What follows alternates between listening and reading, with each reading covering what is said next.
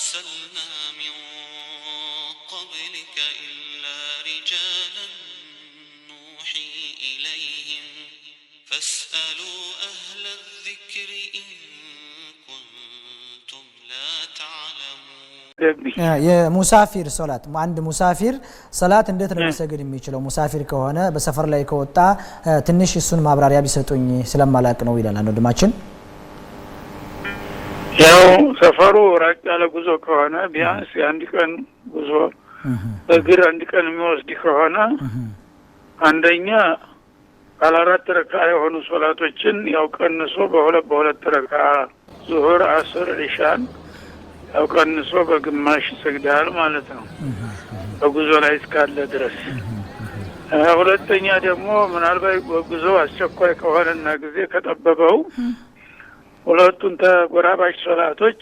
በአንድ ወቅት ደግሞ አከታትሎ መስገድ ይችላል ለምሳሌ ዙሁርና አስር ጎረቤት ናቸው ዙሁር ላይ ጊዜ ካለው ዙሁር ላይ ዙሁርን ይሰግድና ያው ጉዞ ተጀመረ በኋላ መሆን አለበት በመሰረቱ ከቤት ይያሉ ሳይሆን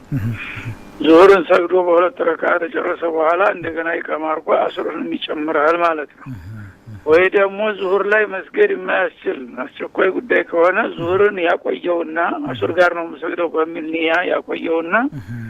አስር ሲደርስ መጀመሪያ ዙሁርን ይሰግዳል አጥሮ እንደገና ዙሁርን ይሰግዳል ቢፈልግ ወደ ፊተኛው ወደ መጀመሪያው ወይም ወደ ኋለኛው ሁለቱ ሶላቶች ማዳበል አሸጋሽቆ ማለት ነው መግሪብና ኢሻም ላይ እንደዛው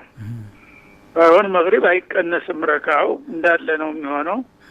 መግሪብን መጀመሪያ እንሰግድና እንደገና ኢሻ ሁለት ረካ እንሰግዳለን ማለት ነው مرحبا جزاك ይሄ በጉዞ ላይ እስካለን ድረስ ነው ምናልባት ተጉዘን ደረስንበት ቦታ ላይ ደርሰን 3-4 ቀን እንቆያለን ካል ለጊዜው እንደ ነዋሪ እንቆጠራለን ከ4 ቀን በኋላ እየሞተ ማለት ነው جزاكم الله خيرا